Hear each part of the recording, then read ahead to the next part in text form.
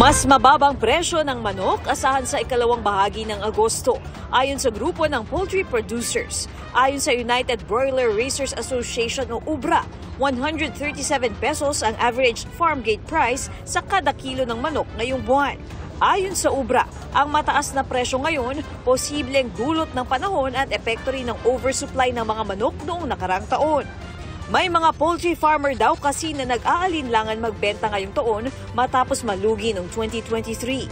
Sabi naman ni Yusek Deo Gracias Savellano ng Department of Agriculture, tinitignan ngayon ng DA ang mga alternatibong sangkap para sa patuka. 5 opisyal ng Department of Education naghain ng courtesy resignation.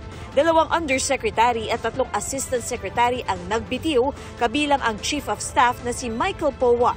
Sa July 19, epektibo na ang pagbibitiw nila sa DepEd, kasabay ni Vice President Sara Duterte para magbigay daan kay incoming Education Secretary Sonny Angara na pumili ng kanyang staff.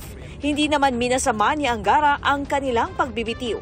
Naghahanap pa raw sila ng ipapalit sa mga nagbitiw. Disenyo ng Philippine Pavilion sa gaganapin na World Expo 2025 sa Osaka, Japan, ipinakita na. Gawa ni architect Carlo Calma ang disenyo na may temang nature, culture and community woven together for a better future. Magsisimula ang expo sa buwan ng Abril hanggang Oktubre 2025.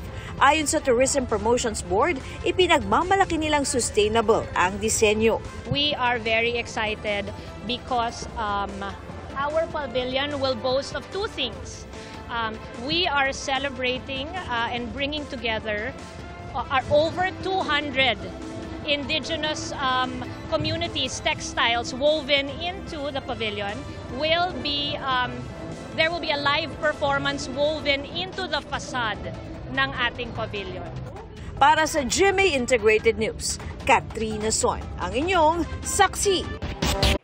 Mga kapuso, sama-sama tayong maging saksi. Mag-subscribe sa GMA Integrated News sa YouTube at para sa mga kapuso abroad, samahan niyo kami sa GMA Pinoy TV at sa www.gmanews.tv.